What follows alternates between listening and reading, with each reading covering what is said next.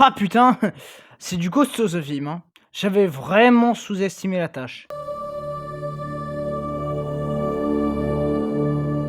Bonjour à tous, c'est Tatobroche, j'espère que vous allez bien. Aujourd'hui, on se retrouve pour Anaflop, épisode 10, consacré à Dune, première partie. Et non, hein, c'est pas une erreur, hein. On va bien défoncer ce film de merde, hein. Alors, je sais que tout le monde le considère comme un chef-d'œuvre, hein. Lui et sa suite tout autant merdique qui, elle aussi, finira Anaflop plutôt prochainement. Mais non, hein, c'est pas un chef-d'œuvre. Et non, un chef-d'œuvre, c'est un film absolument parfait, que ce soit dans son écriture, dans les interprétations des acteurs. Vous allez voir que le scénario de Dune, on peut pas le qualifier de chef-d'œuvre, hein.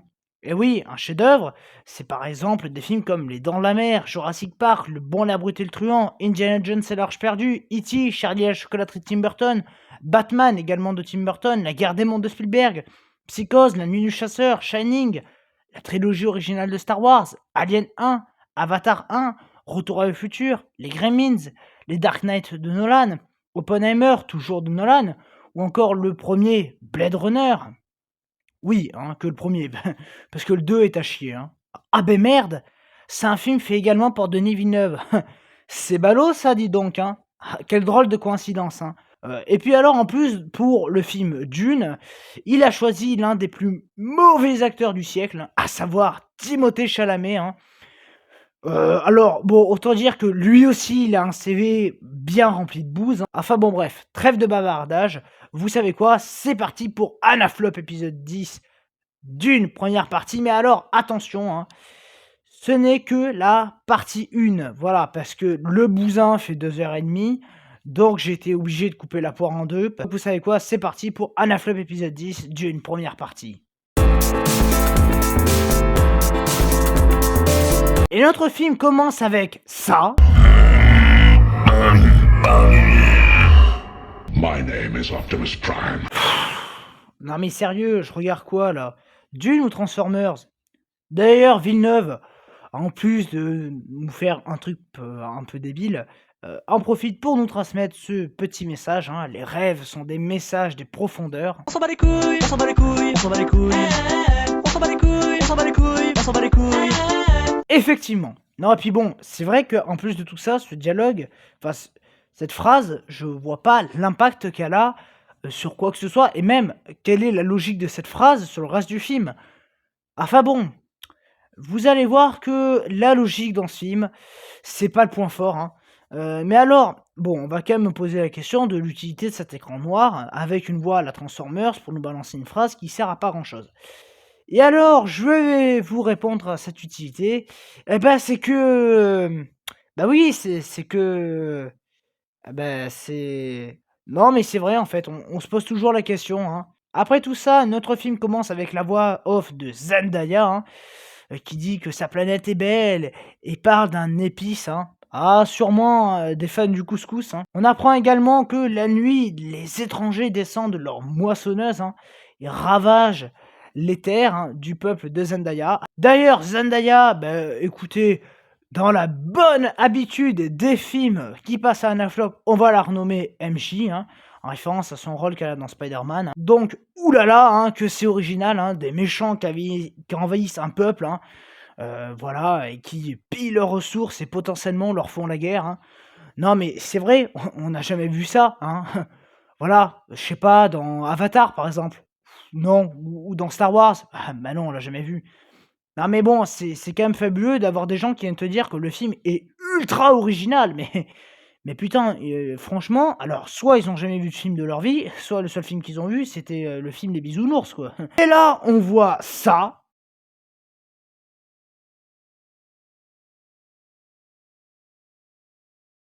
Attends, quoi? Mais comment ils font les méchants pour pas voir le peuple de Zendaya qui sont littéralement couchés au sol, dans le désert? Non mais, je veux dire par là que dans le désert, je le rappelle, suite à la chaleur, tu le vois quand il y a du monde. Enfin, je sais pas, tu vois une silhouette, tu vois un truc, tu vois une tache. Mais là, non, ça va, il voit rien. Non mais sûrement que c'est un aveugle qui pilote ça ou que c'est pas possible. D'ailleurs, vu que les noms des peuples sont un putain de bordel, hein, comme tout film qui se veut intello, mais science-fiction utopiste à la fois, hein. Et donc, bon, le peuple de MJ, qui s'appelle les Fremen dans le film, bah, vu qu'on aime bien renommer, hein, on va les appeler les Fremen-mecs, hein, parce que niveau débilité, ils sont pas prêts de freiner, ça c'est clair. On apprend aussi que les moissonneuses appartiennent aux Harkonnen, hein. Alors on attend toujours de savoir ce que c'est un Harkonnen. Alors il faut savoir que les Harkonnen, donc c'est des gens qui obéissent directement à l'empereur, hein. Et bon, vu que l'empereur, ben c'est un putain de Gérard Depardieu, mais qui n'a jamais bougé de sa vie, hein. Et que apparemment Depardieu il a quelques affinités avec les Russes, on va le surnommer Vladimir. Voilà. Ah, ça sonne bien Vladimir, hein. Et donc là, MJ nous apprend également ça. En contrôlant la production de l'épice, ils sont devenus outrageusement riches. Plus riches que l'empereur lui-même. Attends, quoi? Mais y a aucune putain de logique dans votre film. Donc en gros là, vous êtes en train de me dire que le peuple est plus riche que l'empereur. Non mais c'est comme si à l'époque de la Révolution française, les paysans étaient plus riches que le roi. Mais c'est débile quoi. Vraiment, ce film, c'est la palme d'or de la connerie.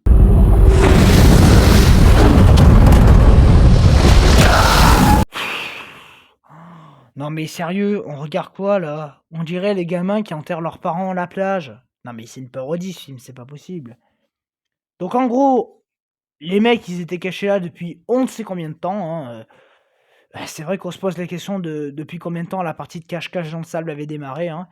Et donc ils attendaient que les amis passent. Mais alors, bon, moi je suis quand même curieux de savoir, comment ça se passe si les amis ne viennent pas? C'est-à-dire que si les amis ils passent dans un autre, endroit, vous restez planqué là jusqu'à que votre corps ne soit qu'un vulgaire squelette, Après cette scène d'une débilité extrême, il se passe ça. Et vu que les occupants de la moissonneuse, ben, ils aiment bien, hein, montrer leurs gros canons, hein, il se passe ça.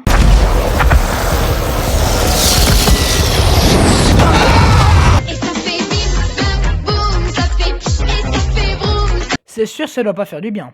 Suite à cette défaite, les Fremen-mecs sont allés se cacher dans les grottes, hein. Sauf que le scénario, qui est débile, ajoute ça. Mais un jour, obéissant à un décret impérial, les Harkonnen sont partis. What? Mais c'est débile. Donc en gros, ils avaient gagné. Et donc, vu qu'ils avaient gagné, ils pouvaient exploiter tous les pistes qu'ils voulaient sur la planète. Ils n'avaient plus rien qui les emmerdait. Mais à cause d'un décret de mes deux qui sort de derrière les fagots, ah bah non, non, non, hein, on rentre à la maison. Et il y en a qui viennent encore me dire que Dune est un film extrêmement bien écrit, hein. Et du coup, ça se termine avec une question de pourquoi que l'empereur a fait ça et qui seront les prochains envahisseurs. Bon, enfin voilà, hein, quel suspense, hein, n'est-ce pas? On reprend sur Timothée Chamallow, hein, en train de dormir, hein. Et donc, il fait un rêve où il voit MJ à poil, hein, petit coquin, va. C'est bien que tu te sois levé tôt. Ton père va te voir en uniforme pour accueillir l'émissaire de l'empereur. Alors, mémorisez bien ça, parce que le scénariste va l'oublier, hein. Non mais, bah, je pense que Villeneuve, il doit sûrement avoir la maladie d'Alzheimer, parce qu'il oublie beaucoup de choses, je trouve. La seconde d'après, il se passe ça. Si tu veux ce verre, oblige-moi à te le donner. Hein? Mais pourquoi tu lui demandes ça? Enfin, je sais pas. Mais t'as même pas... Il y a à peine 3 secondes, tu viens de dire qu'il est pressé, et puis non, non. Maintenant, il faut qu'il te manipule, ou je sais pas quoi. Ah oui, bah, et puis alors en plus, enfin, je sais pas vous, mais moi je trouve ça malsain, hein. Le fait qu'il doit manipuler sa mère mentalement pour qu'il puisse boire, hein. Enfin bon, bref. Bon, du coup, sa mère, vu que c'est Rebecca Ferguson, on va l'appeler Ilsa Fott, et non Ilsa Faust, hein. Et donc, ce pouvoir de manipulation de mes deux, et ben en fait, c'est le pouvoir du décalage sonore, hein. Donc un pouvoir que tous mauvais monteurs ont, hein. Et là, Timothée Chamallow utilise son pouvoir, hein, complètement nul à chier et qui sert à rien, afin de forcer sa mère à lui passer son putain de verre d'eau parce que, oh, il faut qu'il aille boire pour après aller chier, tu sais. Tu y étais presque. Quoi, presque seulement? Il faut des années pour maîtriser les facultés Bene Gesserit, Paul. Donc tout ça, ça a servi à rien, à part faire une scène de surexposition pour nous teaser un pouvoir de mes deux, et puis accessoirement remplir le film, parce que bah oui, hein, Villeneuve touchera une plus grosse prime si le film fait plus de 2h30, donc il faut à tout étirer le film comme pas possible. Si en plus tout cela, ça n'a servi à rien, à part lui faire perdre du temps, Alors que le temps, il va en manquer puisqu'il doit à tout prix aller retrouver son père. Donc fiche-lui la paix, dis-lui limite de se presser au lieu de lui faire perdre du temps, faire des choses qui servent à rien. Enfin, je sais pas. Elle est con ou bien la meuf? Tu as encore rêvé? Non. À ton avis, connasse? Évidemment qu'il a rêvé, puisque Cordor en fait tous des rêves, espèce de conne. La seconde d'après, Timothée Chamallow est en train de suivre un documentaire sur Arrakis et les Fremenmecs. Documentaire que s'il peut, il te dirait presque même la couleur du caca des Fremenmecs, tu sais. Enfin, c'est tellement intrusif, quoi. Les Fremen partagent le désert profond avec le ver des sables géants, qu'ils appellent Shai Hulud. Oh, oui, Chamouloud. C'est complètement naze comme nom. Bon, du coup, nous, on va les appeler les Teubs des Sables. Voilà. Ben oui, je dis ça parce qu'ils ressemblent un peu à des bites géantes, donc, mais avec des dents. Ça doit pas être pratique, ça, pour pisser. On apprend également ça. Une exposition répétée à l'épice a donné aux membres de cette tribu leurs yeux bleus.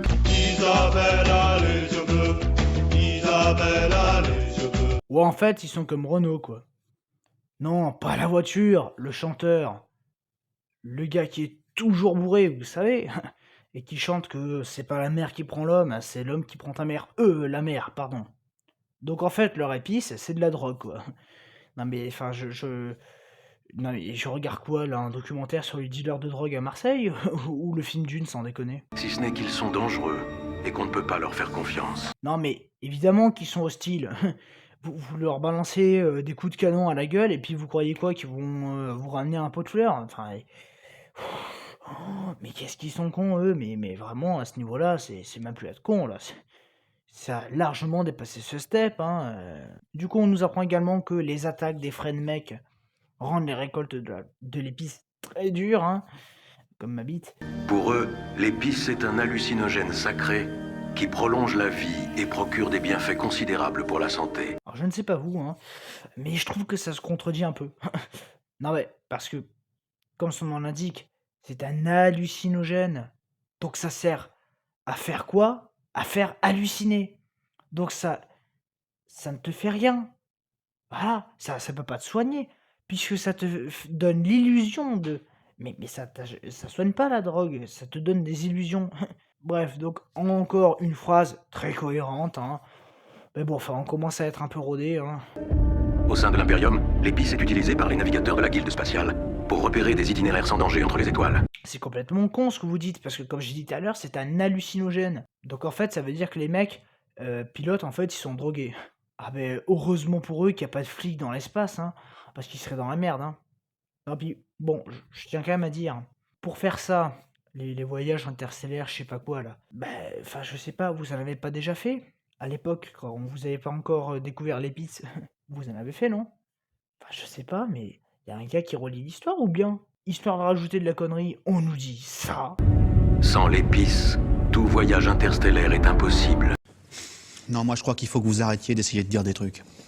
Ça vous fatigue déjà, puis pour les autres, vous vous rendez pas compte de ce que c'est. Tiens, c'est nouveau ça maintenant. Non, parce que si tous les voyages interstellaires sont impossibles sans l'épice, tu m'expliques comment ils ont fait pour aller sur Arrakis la première fois? Vu qu'ils connaissaient pas l'existence de l'épice. Ce qui en fait, de loin, la substance la plus précieuse de l'univers. Sérieux? C'est encore plus précieux qu'un métal rare ou, j'en sais rien moi, une pierre précieuse? Je sais pas, un diamant arrakisien ou je sais pas quoi, Non mais à mon avis, c'est Villeneuve qui a la fumée de l'épice, Vu la gueule du scénario, j'ai pas d'autre solution, La seconde d'après, tout le monde regarde le vaisseau des émissaires de l'empereur se poser, Donc un vaisseau qui fait une taille de fou, mais qui est rempli de vide et pour transporter 4 mecs. Et là, il en descend des putains de mecs avec des scaphandriers, tu sais. Combien ça peut leur coûter de venir d'aussi loin pour cette formalité? 3 navigateurs de la guilde, au total 1 460 062 Solaris, l'aller-retour. On s'en bat les couilles, on s'en bat les couilles, on s'en bat les couilles. On s'en bat les couilles, on s'en bat les couilles, on s'en bat les couilles.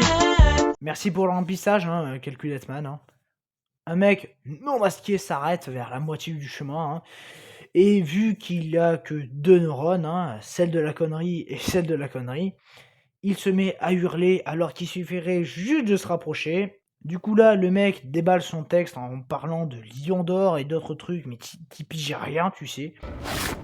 La maison Atréide doit prendre sans délai le contrôle d'Arrakis, afin d'assurer son intendance. Acceptez-vous cette mission? Non. Oh putain. Non mais comment je vais faire pour aller au bout de ce bordel, quoi? Sur ton manuscrit, y a pas qu'une phrase, bande d'abrutis. Enfin, t'as vu le nombre de phrases qu'il y a écrit, bordel?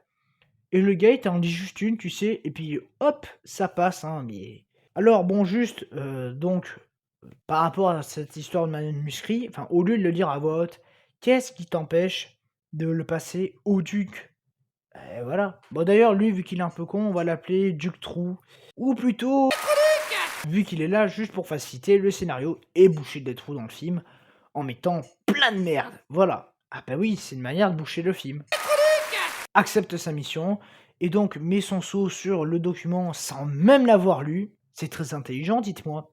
Non mais pour peu qu'il y ait des inconvénients, comme, je sais pas moi, le fait que s'il fait pas le boulot au bout d'une semaine, il se fasse zigouiller. Juste après, dans le port spatial, un vaisseau arrive, hein, il en descend Jason Momoa, hein, qui sort de Minecraft, hein, que nous on va appeler Aquasable, ça va bien. Alors je sais, ça n'a aucun putain de sens, hein, mais bon, dois-je vous rappeler que le film n'a pas non plus de cohérence, donc pourquoi mes noms devraient en avoir? On apprend donc que Aquasable doit aller sur Arrakis demain, hein. Du coup, Timothée Chalamet est énervé car lui aussi, hein, il voulait aller fumer de la bœuf et puis potentiellement se sauter une petite NG, hein, entre deux visions coquines, hein.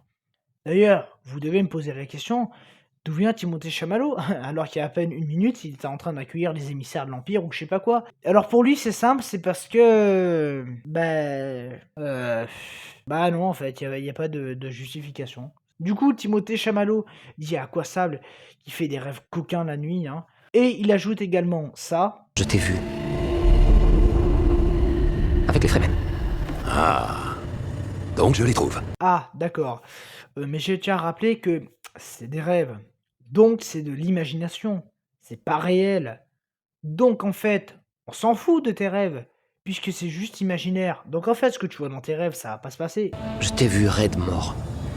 Tu étais tombé au combat. Très sympa, dis donc tes rêves, Timothée, hein. Il fait soit des rêves coquins avec MJ à poil qui lui frotte la petite asperge, hein, soit des rêves où il voit son pote crever, tu sais. J'ai eu l'impression que si j'avais été là, tu aurais survécu. Non, moi je crois qu'il faut que vous arrêtiez d'essayer de dire des trucs. Ça vous fatigue déjà, puis pour les autres, vous vous rendez pas compte de ce que c'est. N'importe quoi. Non mais sérieux, t'aurais fait quoi de plus? Tu sais pas te battre. Le seul truc que t'aurais pu faire, c'est ton décalage son, mais même ça, t'y arrives pas encore. Alors bon, enfin franchement... Du coup là, ça commence à énerver Aquasable, hein, et du coup, il dit ça. Les rêves font de bonnes histoires. On se revoit sur Arrakis, mon grand. Non mais sérieux, tout ça pour ça? Puis en plus, comme je l'ai dit précédemment, mais c'est un rêve, donc c'est pas réel. Qu'est-ce qu'il est con ce film, c'est un truc de dingue. La seconde d'après, Timothée Chalamet va retrouver au cimetière. Mais attends, il sait comment qu'il était là, son père? Sûrement grâce à... c'est que... si, vous savez, c'est que... Ah non, j'en sais rien. Et Villeneuve non plus. Et donc là, on a compris que les émissaires de l'Empire, en fait, ils sont venus juste pour lire une ligne et faire tamponner un papier, hein. Père, j'aimerais me joindre à Duncan Idaho et partir en reconnaissance sur Arrakis demain. J'ai étudié la langue Fremen, je serai un atout. Oh là là là là là là, mais tu vas la fermer ta gueule! T'as étudié la langue des Fremen? Ah non, mais laisse-moi rire, quoi, mais...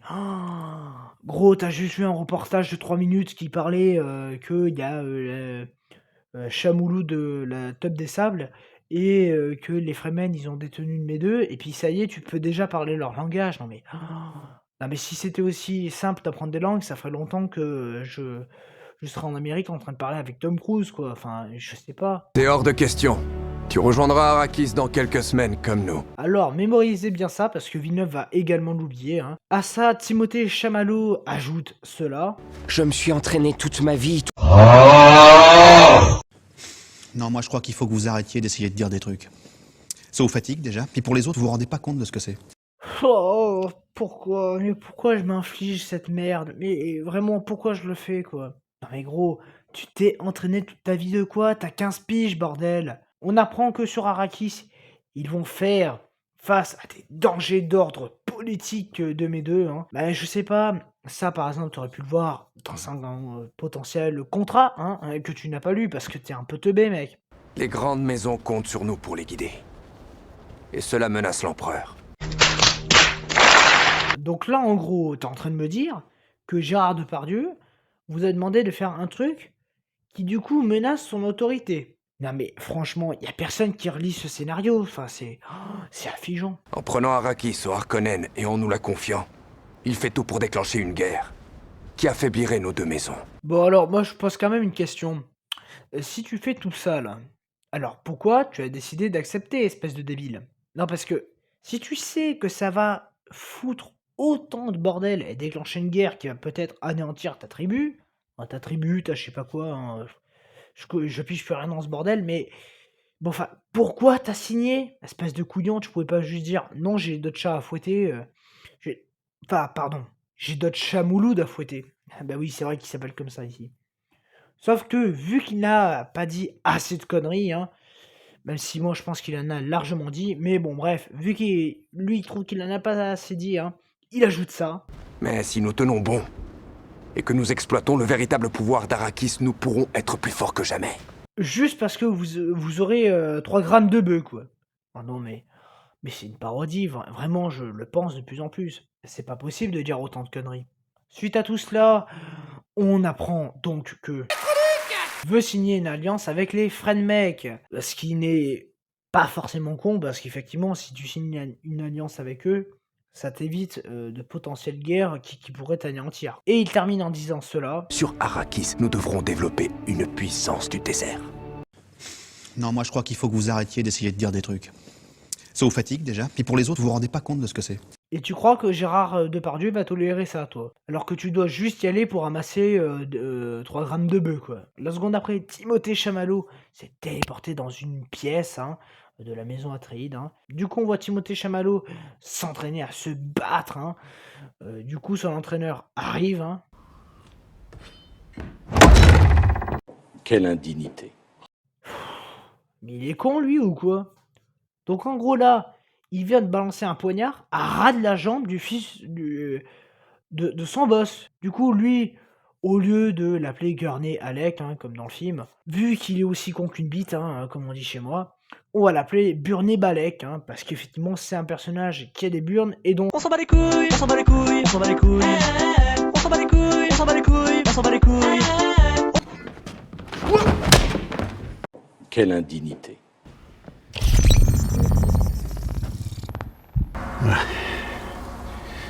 Démerdez-vous. Effectivement, il était peut-être un peu temps de le mettre, hein, vu le taré qui te balance des putains de poignards dans la gueule depuis tout à l'heure. Timothée Chalamet s'entraîne face à l'autre abruti, hein. Combat qui sert à rien, à part boucher un trou dans le scénario, et qui en plus de ça n'est même pas temps, et n'est même pas... Je peux même pas le qualifier de scène d'action, parce que c'est 3 coups de couteau à 2 à l'heure, en mode papy en maison de retraite, quoi. Ils sont pas humains, ce sont des brutes sanguinaires! Ah bah c'est sûr, si tu leur balances des couteaux à la gueule, ils vont pas t'offrir des marguerites, connard. On est à Jedi Prime, hein, berceau de la maison Harkonnen, oui, parce que bah il y a tellement rien à raconter avec les Atreides de V2 qu'on passe chez les Harkonnen, où on voit un mec, hein, qui dans le film s'appelle Rabban, hein. Donc on va tout naturellement l'appeler Paco, parce que... Invictus, le nouveau parfum pour homme de Paco Rabanne. Et en fait, il faut savoir que Paco, hein, c'est un peu le bras droit de Depardieu, hein. Du coup, s'ensuit des lignes de dialogue dignes de 2 vieux à l'EHPAD, hein, qui surlent des choses, mais comme des teubés, quoi. Quand un cadeau n'est-il pas un cadeau? Non, moi je crois qu'il faut que vous arrêtiez d'essayer de dire des trucs. Ça vous fatigue déjà, puis pour les autres, vous vous rendez pas compte de ce que c'est. Bref. Non mais... Bientôt il te fait des phrases philosophiques, le connard, quoi. Et il ajoute ça. La voix des Atreides est de plus en plus écoutée.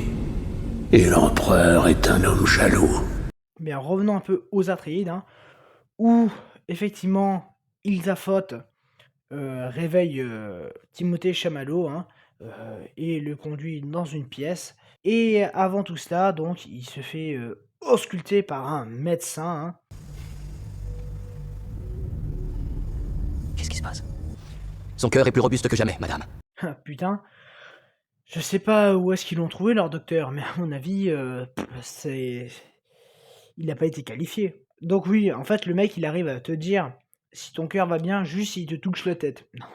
Non mais bientôt il va te toucher le zizi pour savoir si t'as pas des problèmes pulmonaires, tu sais.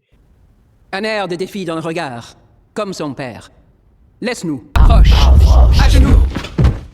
Peggy 18. Donc je serai Timothée Chamallow, je commencerai à m'inquiéter un peu de ce qui m'arrive dans la gueule. Hein. Je sais pas, elle nous cacherait pas un zizi, la vieille? Comment osez-vous user de la voix sur moi? Oh là là là là là là, mais tu vas la fermer ta gueule! Non mais franchement, je pense qu'il vaut mieux que tu la fermes. Puis bon, c'est peut-être pas le problème urgent à régler, tu vois. Une meuf que tu connais pas qui te dit de te mettre à genoux machin, je m'inquiéterais plus que de savoir comment elle ose de la voix sur toi ou je sais pas quoi. Hein. Mets ta main droite dans la boîte. Ta mère t'a prié de m'obéir. Peggy 18. Oula! Non mais là, c'est limite malsain, tu sais. Ah non mais... Quand j'ai dit qu'on allait pas loin, enfin qu'on allait être dans un contenu pour adultes, j'ai l'impression que je m'en approche. Hein. Je porte à ton cou le gomme Jabbar. Une aiguille empoisonnée, pour une mort instantanée. L'épreuve est simple. Si tu retires ta main de la boîte, tu meurs. Oh putain de ta mère, salope! Et il va prendre ça comment, le duc, à ton avis, ma grande, quand il va voir que son fils est décédé par ta connerie? Enfin, je pose la question, mais vraiment, il va prendre ça comment, le duc? Qu'est-ce qu'il y a dans cette boîte? Non mais vraiment, les dialogues, ils sont d'une niaiserie dans ce film, c'est encore plus niais que Barbie, presque. La douleur. Inutile d'appeler les gardes. Ta mère se tient derrière cette porte, personne ne passera. Ah donc là, t'es en train de nous apprendre que Ilsa Foth, elle est aussi dans le coup. Ah mais sympa, dites donc. Pourquoi faites-vous ça? Il était temps que tu la poses, ta question, mon grand. Non mais vraiment, il est débile ou il fait exprès, lui? Un animal pris au piège dévorera sa propre patte pour s'échapper. Que feras-tu, toi? Non, moi je crois qu'il faut que vous arrêtiez d'essayer de dire des trucs. Ça vous fatigue déjà, puis pour les autres, vous vous rendez pas compte de ce que c'est. Suite au fait que Timothée Chamallow souffre, Ilsa Foth ne va pas bien, hein. Mais j'ai envie de te dire, ma grande, si tu vas pas bien, t'avais qu'à pas le foutre là, hein. Silence. Quelle indignité. Non mais vraiment, fiez-la, cette connasse. Le gars, il souffre. Si tu veux qu'il ferme sa gueule, t'as qu'à arrêter de le faire souffrir. Enfin, Ah mais elle a le record de conneries, quoi. Au milieu de tout ça, on voit des arbres en feu, hein, le désert et j'en passe. Hein. Oui, parce qu'il a des visions, mais cette fois, 2 morts. Hein. Donc quand c'est pas du cul, c'est la mort. Ah, elles sont joyales, ces visions à lui. Ça suffit. Merci. Si tu n'avais pas été capable de contrôler tes pulsions, tel un animal, nous n'aurions pu te laisser vivre. Tu crois qu'il aurait pris comment, le duc, connasse? Tu butes son héritier juste parce qu'il hurle de douleur? C'est vraiment débile, ce film. Et il y en a qui le trouvent incroyable. Non mais eux, je sais pas là où ils ont la lumière à leurs étages. Hein. Il vous en faut peu quand même, vraiment. Ça s'échange 3 phrases sur les rêves de Timothée Chamallow, hein. Notamment le fait que l'autre jour, il a pu toucher les tétés de MJ dans son rêve, hein, et qu'il était tout content, hein, voilà, il avait la fleur au fusil, comme on dit chez moi. Enfin bon, bref, voilà, un dialogue d'une niaiserie et d'une stupidité incroyable qui est juste là pour insister encore une fois lourdement sur ses rêves, visions, je sais pas quoi, au cas où le film aurait une révélation plus tard. Ah, je la sens qu'elle va être costaud, celle-là de révélation. Au revoir, jeune humain. J'espère que tu vivras. Merci. Sympa, la vieille. Hein. Du coup, Ilsa Foth raccompagne Mémé la folle à son vaisseau. Hein. Étiez-vous obligé d'aller aussi loin? Alors, je veux pas dire, mais t'es pas intervenu, connasse. Alors, franchement, ferme-la, quoi. Tu as choisi de l'éduquer dans la manière, au mépris de nos règles. Oh là là là là là là, mais tu vas la fermer ta gueule! Non mais franchement, t'as jamais eu de gosse.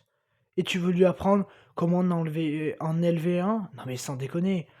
Mais elle se fout de la gueule de qui, elle? Et après, quand je dis à des gens que le prochain Naflop porte sur Dune, ils me disent qu'ils comprennent pas pourquoi. Mais moi si, je comprends, hein, et de plus en plus.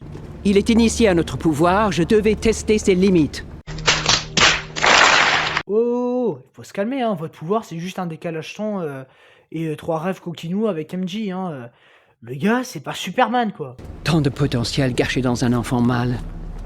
Tu ne devais porter que des filles. Et hop, un discours féministe dans ta gueule. Non mais c'est surtout que tu voulais quoi? Qu'elle bute son enfant juste parce qu'il a un petit zizi? Sauf que pas de bol, hein, parce que Timothée Chamallow était là, donc il a tout entendu. Ah oui, il était caché dans le brouillard. Hein. Cela fait maintenant plusieurs milliers d'années que nous prenons soin de croiser génétiquement les lignées afin de donner naissance à L'élu.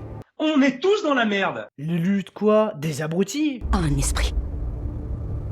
D'une puissance telle qu'il serait créé un pont entre l'espace et le temps, un pont entre passé et futur.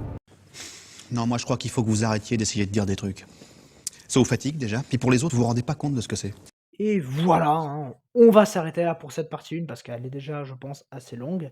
Donc je pense d'ailleurs que maintenant, dès que je m'attellerai à des films qui font, alors bon, quand je dis plus de 2 heures, oui, s'ils font 2h05, non, mais quand ils commenceront à faire dans les 2h10, 2h15, je pense très sérieusement qu'on optera pour la solution en 2 vidéos. Et donc moi, je vous dis à très bientôt pour la partie 2. Abonnez-vous, laissez un like. Allez, ciao!